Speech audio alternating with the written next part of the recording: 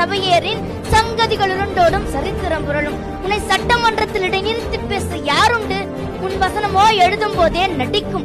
புதவைக்கு கைம்பெண், ஊனமுற்றவர்களுக்கு மாற்றுத்திறனாளி, மூன்றாம் பாலித்தவர்களுக்கு திருநங்கையின பெயரிட்ட தாயும் மாணவனே, திருவள்ளுவருக்கு சிலை வைத்த குன்றாத குரல் ஓவியமே, வாருங்கள் எல்லோரும் போருக்கு புறப்படுவோம், வந்திருக்கும் இந்திப்பையை விரட்டி அடிக்கிறோம் என இப்படிய வசனங்கள் எல்லாம் உறக்கத்திலும் முழக்கமாக எதிரொலித்தது.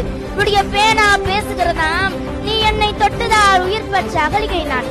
இக்கவிதை எழுதும் போது காதல் கொள்வேன், இஸ்லாம்பு குறை எழுதும் போது கற்புக் கொள்வேன், திருக்குறளை ஆய்வு செய்யும் பொழுது நீதி கொள்வேன் என்கிறதாம். அதனால் தான் இன்று மைக்கை விட பேனாவிற்கே சிலை வைத்து ஏற்ப நடக்கிறது.